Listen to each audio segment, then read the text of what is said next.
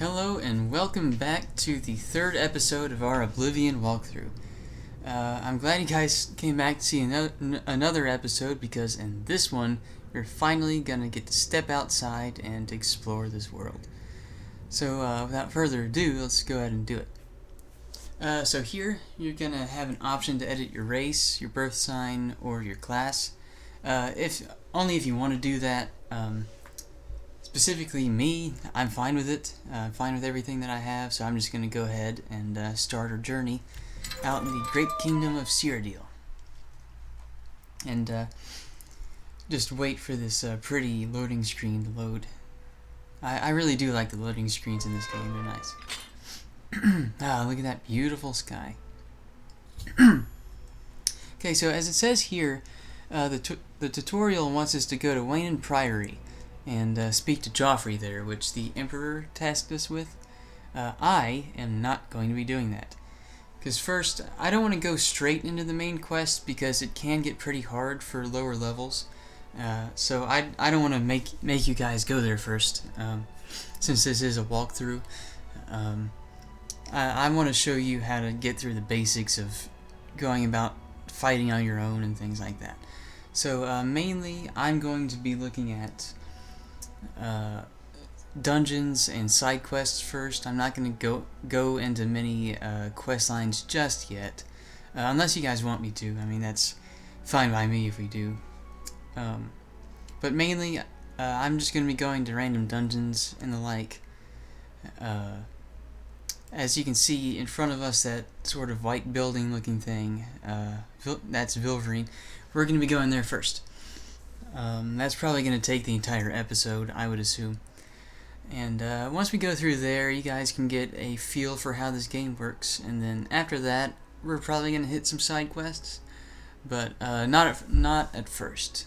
First, we're going to Vilverin, then side quests, and then probably some quest lines. So let's go ahead and get started.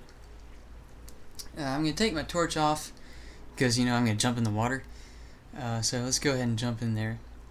And I'm going to go ahead and pull my weapon out. And as you can see, he cannot shoot a bow underwater. That doesn't work. At least they got that part of physics right. So there's a slaughterfish under there that you need to watch out for. Kill it, because if you're at a high level and you're ambushed by it, it can do some pretty bad damage. So you loot it. There's some scales in there.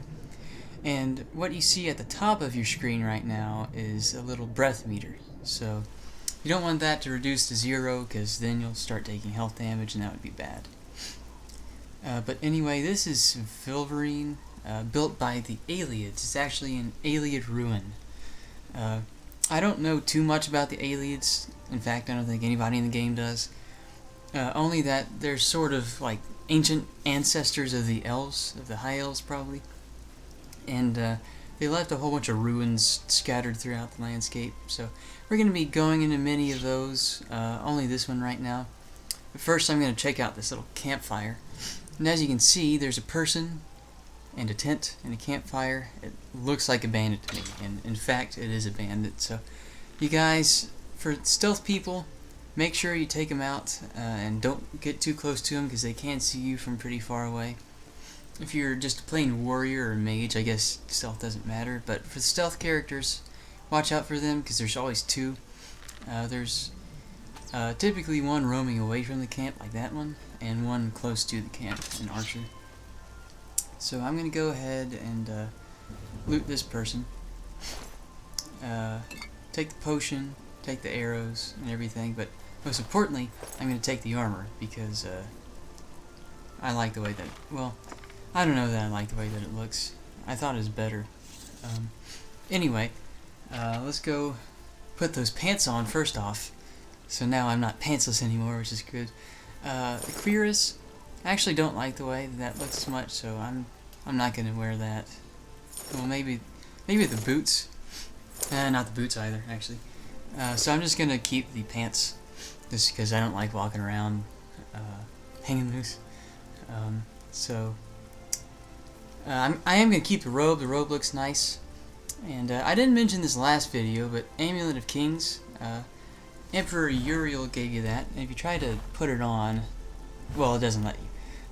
So let's not try to do that, because it'll probably break if we do it too many times. So, gonna drop that bow, because the archer gave us an iron bow, which is better than the rusty iron bow, like you would assume it would be. And drop that, and there we go. Everything's fine. There's nothing in that crate over there, so don't bother looking at it. But what it is cool is this book right here. It increases your hand-to-hand skill. So if you like punching people, take that book, or at least read it, because it increases your hand-to-hand skill.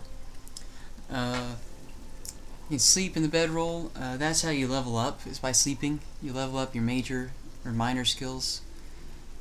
Then it'll give you a little notification saying, you can level up. And then sleep and you level up, so that's nice. So make sure you loot both people. If you're an archer, don't ever forget to loot bodies, because they can always have some decent stuff on there. And man, look at the Imperial City. That looks beautiful. Something I love about this game is just the atmosphere of it all. The rain looks nice, the dark looks nice, it's all great. But before we go anywhere else, we're going to go into Vilverin, like I said earlier. And even before we go in there, though, if you go to the top, there's a well. So you can activate that, and you gain a little bit of magic power. So let me check the active effects. As you can see, we fortify 46 magic, so we get extra magic for a certain amount of times. That's pretty nice. And as you can see above it, we get luck, speed, and agility from our thief birth sign that I picked. So that's pretty nice. But continuing onward, we can go straight into Vilverin. Oh yeah, and chest. Never forget chests. There's a chest right beside the door that I've missed plenty of times. So going to Vilverin, and the first thing I do whenever I enter a dungeon is save the game, because if you die inside of here, you have to go back to your last save, so I always save when I enter. So if you're a thief, there's an enemy immediately inside of Vilverin, so you need to watch out for that. Even if you aren't a thief, you still need to watch out for it. I don't think there's anything immediately in the entrance. See if I can get that arrow back. No, there's no arrow off of his body. That's fine, but iron battle axe, that's a really good blunt weapon. It's two-handed, but it's pretty good for blunt weapon users. It's really not that bad. There are better weapons, but early on in the game it's pretty good. So if you want that, you can take it. And down here, where I'm standing right now, there is a pressure plate. So watch out for that, because actually I don't know what it does, but it's there, so just don't step on it. I don't remember what it does though. So I'm going to proceed down here, and right past the stairwell is going to be an enemy. Actually, two enemies. So once you take down one, the other one's always going to know you're there. So there's really no point trying to get both of them. But this guy right here, he has a claymore, I believe, which is a pretty good blade weapon. So that's something I could be using, since I'm using blade. Here, let me see if I can get this guy dead first. But really, the only reason I'd use one is if I'm in a pinch and I need tons of damage. Mainly, you would use that claymore for a warrior would. If you're a warrior and you like using blade, that's a really good weapon early on in the game. It's the equivalent to the battle axe, pretty much, that we just saw. But as you can see, it weighs a ton, so there's no point in me even carrying it. But if you're a warrior and you like doing a lot of damage, that's a weapon for you, but not for me, so I'm not going to keep it. But it's pretty good if you want to pick it up. Not something you should pass up lightly. Rule of thumb in Oblivion, always heal. If you don't heal, it's going to come back to bite you. So just heal when you can. If you're surrounded by enemies, maybe you shouldn't, but definitely heal whenever you can. There's a shield on that table, don't worry about it. And then a sack, which has food in it. Sacks almost always have food. And you can use just about any item to break tripwires, and make sure you don't hit that tripwire, because if you move through that thing too slow, you can get hit pretty hard by those iron balls, so you need to watch out. And as we proceed into this big chamber, there's going to be a couple bandits inside of here that you need to watch out for. There aren't too many in the immediate vicinity, but nonetheless, you still need to be stealthy if you are a stealthy character. So take him out. I don't think there's anything else. Well, no, yeah, I think there is. Yeah, there's one more. Right here. So I'm going to take him out, and actually, let me see if I can kill him. Actually, I'm going to take his shield whenever I'm done with this, because oftentimes I find myself in skirmishes, and shields are really nice to have. Blocking with my sword sometimes just isn't enough, so I'm going to take that shield so I take less damage. First I'm going to heal up, make sure that nobody else ambushes me. Loot his body, but yeah, that first shield, I'll grab a better one later, probably, but first shield is good for now. I like the way it looks. So if you're interested in looting places and getting a lot of rewards and things like that, take a right here first, don't go left, because to the right is a dead end. But just in case, I always like sneaking, because sometimes I forget if there are enemies somewhere. There's not much in here at first glance, but if you go back around to where the light is and into the corner, again, there's nothing in that crate. There are tons of these cool looking stones, but read the scroll first. It'll give you a little description of the stones. Not a very good one, but I'm not going to read it, but pause it if you do feel like reading it. And essentially just is a description that the bandits wrote. So I'm going to take that. You guys can read it if you want. And these Welkin stones here are really cool. One, they look cool. Two, you can sell them for a lot of money, and there's really nothing else on the table here except for some coins.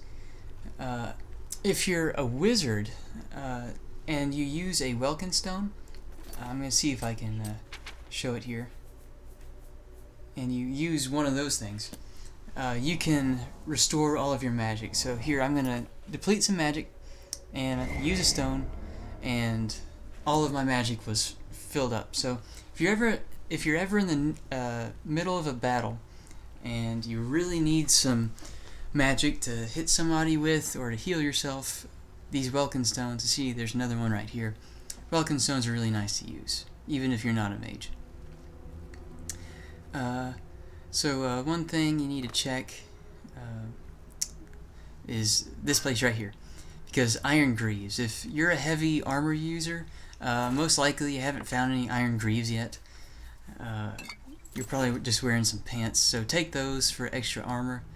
This robe is good for wizards, robe and the clogs to the left, because that gives you high spell effectiveness and makes you look decent at the same time. There's a chest on top of this crate.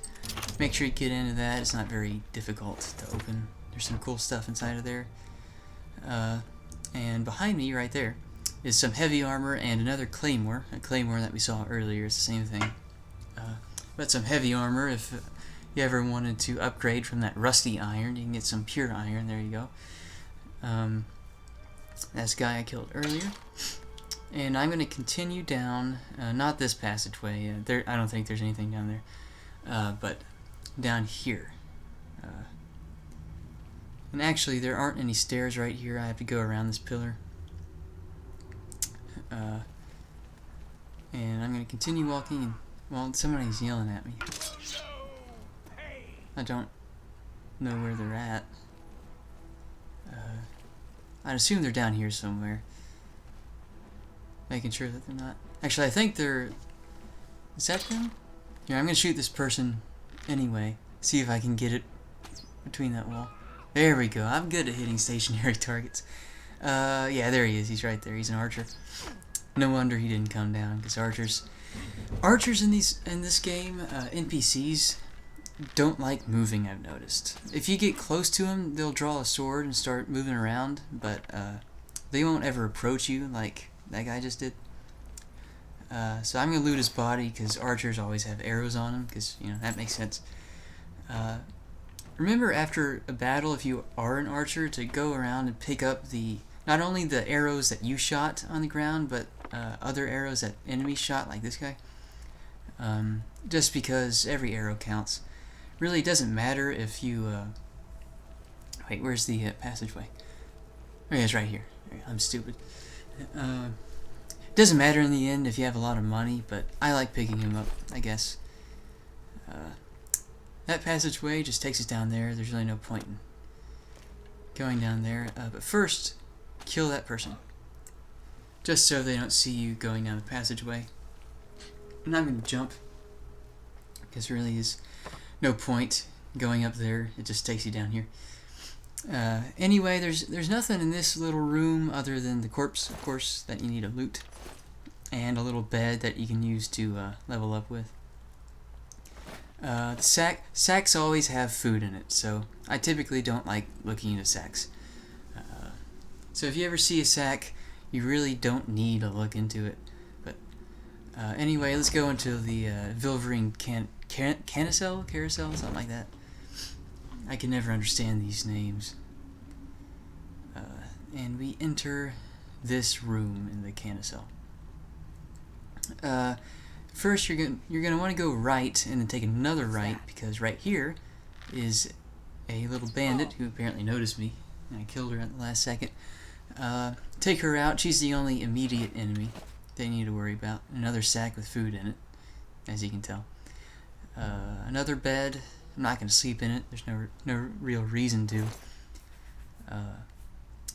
Loot her corpse. She doesn't have too much in there, and there's really nothing back here. Let me get a torch out just to double check. Take that first shield off, because you can't hold a first shield and a torch at the same time, apparently. And yeah, there's nothing back there, so just watch out for her whenever you first enter this place. Then go straight ahead.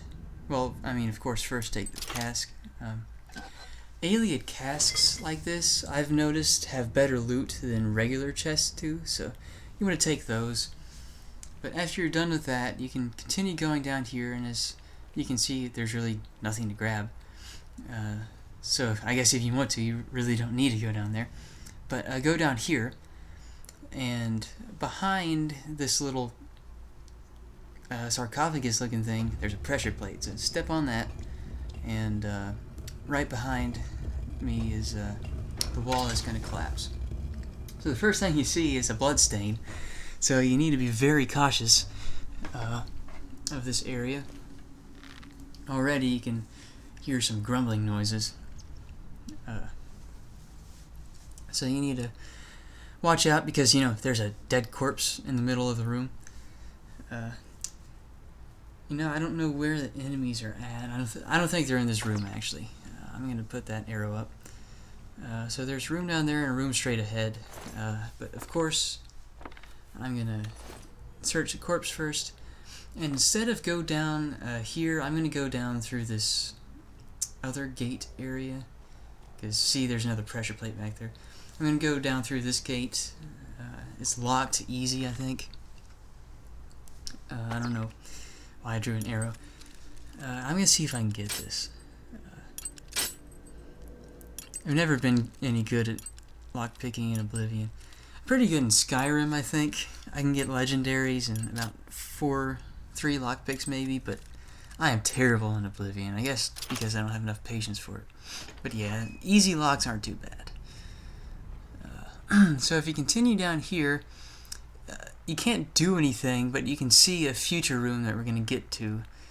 I'll reference it whenever we walk into it. But we can see that down there. Kill a skeleton. That's the only enemy you have to worry about. And if you go down here, there's really not much. There's nothing enemy-wise, I don't think. There are just a few locked cages that look like prison cells to me. Yeah, I'm not going to bother wasting my lockpicks on that. But to the right, in the right cell, Well, first there's a welkin stone up there that you need to grab. But to the right there's a skeleton, you see. That's why I think it's a jail, because I think that was a dead prisoner who didn't have a peaceful rest. Anyway, pick up the welkin stone if you want it. I mean, you should always want one of those things, even if you're not a mage. So yeah, there's the skeleton. I guess he doesn't really care about me. But on the ground here are some lockpicks. So if you do feel like getting into the jail cells, there's some extra lockpicks that you can get out, or lockpick them with. So I'm not going to turn right. I'm going to turn left. We're eventually going to end up where that place was, where that place leads to. Anyway, so go down here, past the sarcophagus-looking thing, and step on the pressure plate. So that's going to open that little area to the left. So if I go in here, there is immediately a zombie. So sneak attack that, and as you can see by the damage that I'm doing, this thing has a ton of health.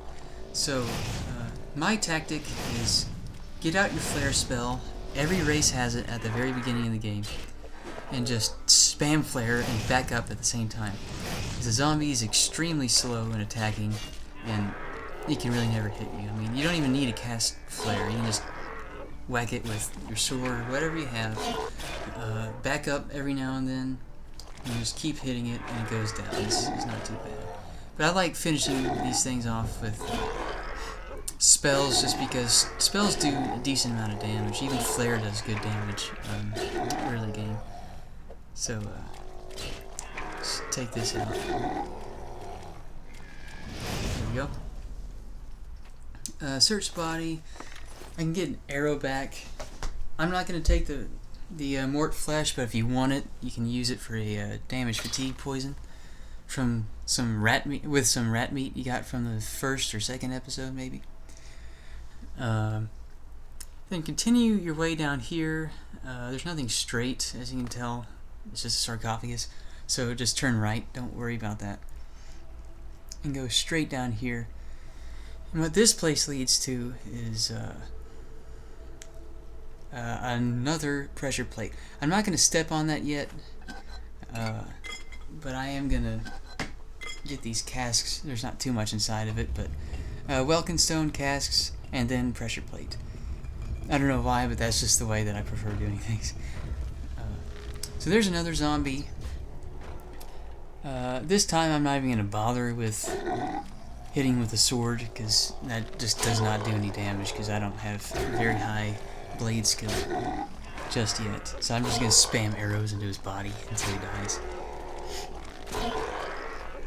A wizard could do the same thing. You can just spam it with whatever spell you have. Zombies are pretty easy to kill. Just don't stand right in front of them. I'm going to search the corpse right there, that horrendous looking sight, and continue in here. There are a few skeletons you need to worry about. I think there's two. There's one right there, and one over there too, in that corner. Yeah, so take them out, and that's all the enemies in this place, I think, in this big little cavern. Well, anyway, this is the place I was mentioning earlier, where we looked through the window, and I said we would get a glimpse of a future room. Well, this is it. It's not too far in the future, really, but it's a cool little Easter egg. Or not even Easter egg, it's just a secret if you feel like lockpicking your door. So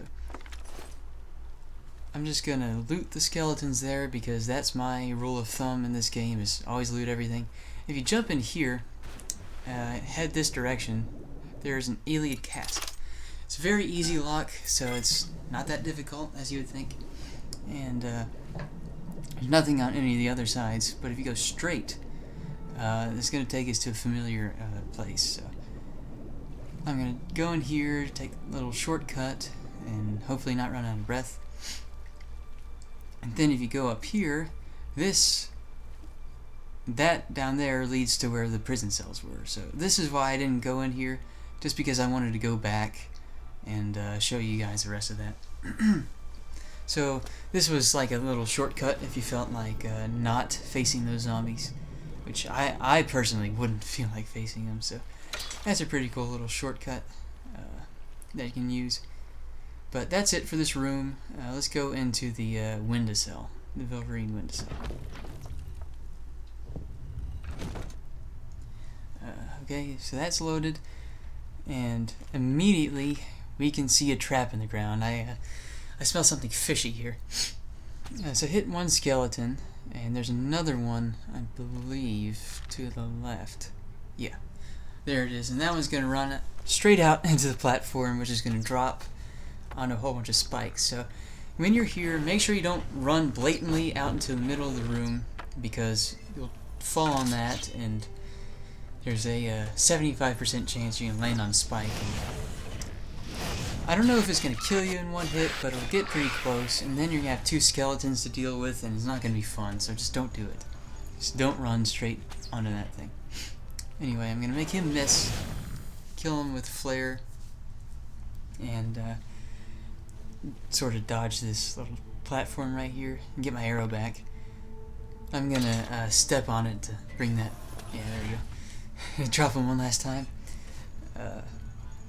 I'm going to take these Welkin stones just so I can sell them later, and maybe if I need to heal some more in the middle of battle and I don't have enough magic, I'll use it. Yeah, I definitely recommend picking up Welkin stones where you can find them. They're nice. So I'm going to take a right here. Well, yeah, I'm going to take a right because this room is pretty small. There's not much to it. There's really nothing back here. The only thing of interest is this chest, which is a very easy lock that I managed to screw up. And, well, I mean, there's the chest and there's the Welkin stones, and that's really about it for here. So take the Welkin stones if you want. I didn't, but that's just because I'm trying to get through this place. And make your way into this room, and this is one of the final rooms for Vilverin. As you can see, or hear more like, there are skeletons in this room, but you can't see them just yet, and I'll get into that later. But first I want to take that, well, at least look at the Welkin stone. If you press that button to the left, you can notice that well, around that corner right there to the left, you can notice that there's a skeleton that's been released. The problem with these buttons is that at the very first time I came into this room, I thought that you had to press all of the buttons, and what that does is it lifts the little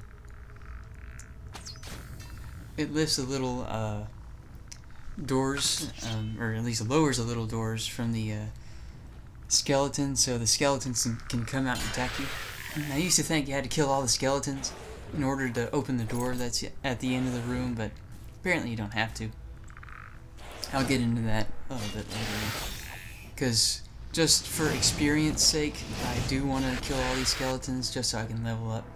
I just leveled up my destruction skill, which is nice. That's not going to be one of my main skills, but it's not bad to use. So I heal up a little bit. I don't think there's anybody else open right now. Yeah, there's not. And as you can see, this gate is locked. It's hard. So you don't want to try unlocking that if you're not any good at it, because it's caused me many headaches before. But if you feel lucky, maybe you could try automatically picking it. That's always an option. But I'm going to see if I can take out this last skeleton, wherever the heck he's at. I don't remember. See, that closes those. I'm trying to think of... Okay, it's that one right there. I'm going to kill this guy one last time, get my sword and shield out. Block that, and kill him. He's dead. So now, I'm going to show you how to get out of here. It's right here at the very front.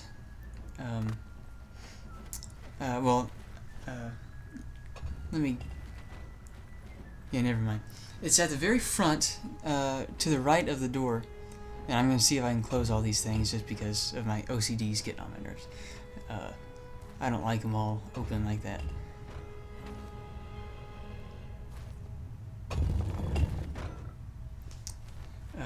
Oh, well, okay, apparently that was not all the skeletons. I guess I should figure that out by, listening. But anyway, kill this last guy. You don't have to. I'll tell you where it's at right now. If you go to the door at the end of the room and look to your right, you'll find a thing. Okay, let's see if I can get all these. Okay, screw that. Right here, to the right, is a little Ayleid cask. And inside of that Ayleid cask, there's a sanctum key. I forgot if it's called sanctum key or not, but it's some sort of key. And that key opens the door at the end of this room. So don't spend your time trying to close it like I am right here, because you're never going to figure it out.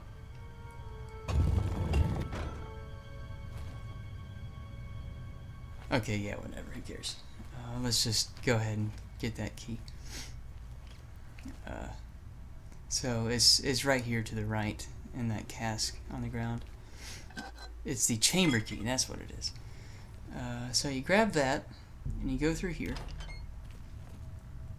And this should lead you to a skeleton, and past the skeleton, I believe, is the last room of Vilverin. So take him down. He's not very difficult to dispatch.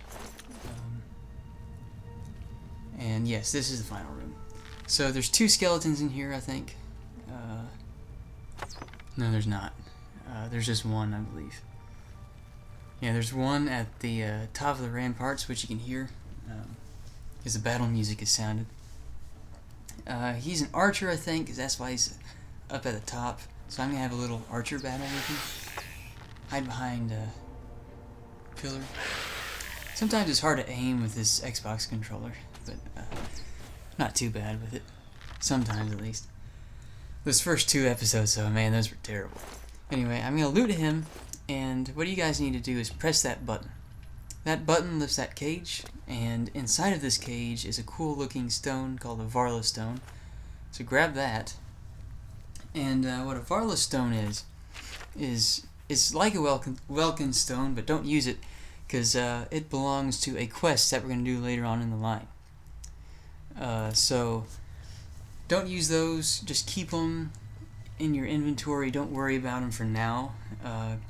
But later on, we're going to go into more Ayleid Ruins and get more Varla stones, and with the Varla stones we can sell it to a secret person.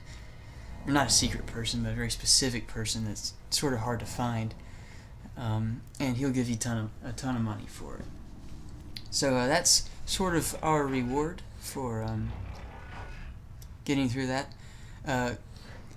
In order to go past these axes here, you can go one at a time like this, which is very tedious, or you can just run through them. There's really no point in doing it one at a time. Right here, there's an Ayleid statue that you can take. I forgot what that does. I might have to look that up later. I'm sure that's probably needed for a quest. But don't bother with the left or right passages. Just go straight. And this is going to take you back up to some familiar territory. Oh, here soon at least. In here, there's a necromancer. So you want to kill him. He's not that difficult. Especially if you're a stealth archer like I am. You sneak up on him, you'll never know, and he's dead in 1 hit. So that's nice. And I just found a ring too. Rings in this game are pretty cool. You can enchant them with some cool stuff, and you can see them on your hand, which is nice. You can take some ingredients from this place. There's some coins, and there's a key right there. So make sure you take that sepulcher key. You're going to need it later.